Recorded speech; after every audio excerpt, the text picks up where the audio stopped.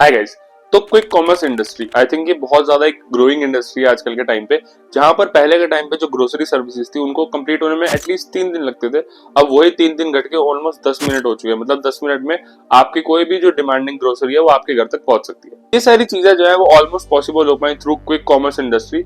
और इसी इंडस्ट्री में एक ऐसा स्टार्टअप है जो बहुत ज्यादा तेजी से ग्रो कर रहा है आज के टाइम पे, एंड दैट इज जेप्टो। 2 साल में ही अपना $1 बिलियन जो स्टार्टअप है उसको बिल्ड कर दिया। So let's start. अब जेप्टो की जो स्टोरी है वो काफी एक टिपिकल सिलिकॉन वैली डिस्ट्रप्शन जैसी है। हुआ क्या था कि कोविड के टाइम पे जब ऑनलाइन ग्रोसरी सर्विसेज की बहुत ज्यादा डिमांड थी लोगों को, क्योंकि लॉकडाउन था और लोग बाहर जा नहीं पा रहे थे, तो इन लोगों ने, जो इसके founders and that is Aditya Palicha and Kaivalya, इन लोगों ने ये ऑब्जर्व करा कि जो ग्रोसरी सर्विसेज है वो काफी डिले करती है और काफी ज्यादा टाइम लगता है चीजें घर तक पहुंचने पे। तो तब इन्होंने ये इनिशिएटिव को स्टार्ट करा, दैट इज जेप्टो। और इन्होंने ये प्रोमिस स्टार्ट करे कि ये 10 मिनट में आपके पास ऑनलाइन ग्रोसरी की सर्विसेज पहुंचा देंगे। अब बेसिकली इन 2 स्टैनफोर्ड ड्रॉपआउट्स ने जो टैक्टिक यूज करा, जो कि काफी ज्यादा इनोवेटिव साबित हुआ, वो था डार्क स्टोर का।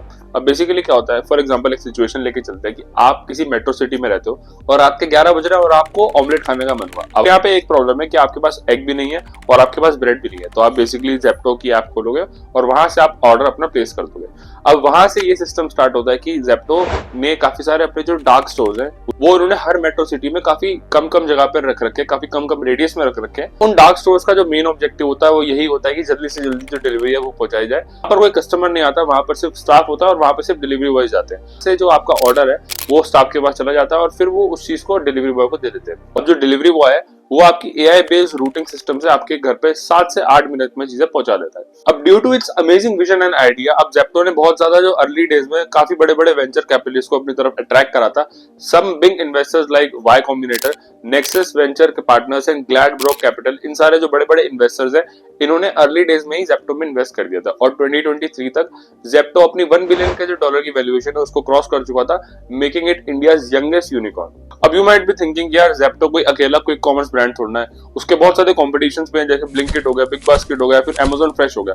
मगर जेप्टो स्पेसिफिकली ही क्यों इतना ज्यादा ग्रो कर रहा है? वेल, इसके पीछे का रीजन काफी ज्यादा सिंपल है। इसके पीछे का रीजन ये है कि जो जेप्टो है वो अपनी स्पीड और एफिशिएंसी पे फोकस कर रहा है। बाकी सारे जो ब्रांड्स है बल्कि वो सारे कर रहे हैं अपने स्केलेबिलिटी को बढ़ाने के लिए। अब मैं आपको इसका एग्जांपल देना चाहता हूँ। जेप्टो सिर्फ मेट्रो सिटीज में अपनी जो सर्विसेज है उसको प्रोवाइड करता है, क्योंकि वो ये चाहता है कि वो भले कम काम करे मगर वो जितना भी काम करे वो स्पीड और एफिशिएंसी पे करे। जहां पर जो बाकी ब्रांड्स है वो टियर 1, टियर 2, टियर 3 हर सिटीज में ट्राई कर रहे हैं और इस वजह से वो अपनी एफिशिएंसी को खो रहे हैं। वहां पे ऑडियंस से अपना इंटरेक्शन वो ज्यादा करते हैं, क्योंकि उसे पता है कि जो ऑनलाइन सर्विसेज है वो यंग ऑडियंस ही ज्यादातर यूज करने वाली है। और जो इनका ऑब्वियसली जो 10 मिनट्स की जो डिलीवरी वाला कंसिस्टेंट प्रॉमिस है वो इसको भी फुलफिल करते हैं। और इस वजह से आई थिंक मुझे लगता है कि जेप्टो बाकी सारे जो इनके कंपटीशन है तो काफी अच्छे से बीट कर पा रहा है। वेल, आपको क्या लगता है कि जेप्टो ही जो है वो आने वाले टाइम में बिल्कुल डोमिनेट कर देगा इंडियन क्विक कॉमर्स इंडस्ट्री को, या फिर कोई ऐसा उसका कॉम्पिटिटर आने वाला है? प्लीज कमेंट में जरूर बताना and subscribe to my channel.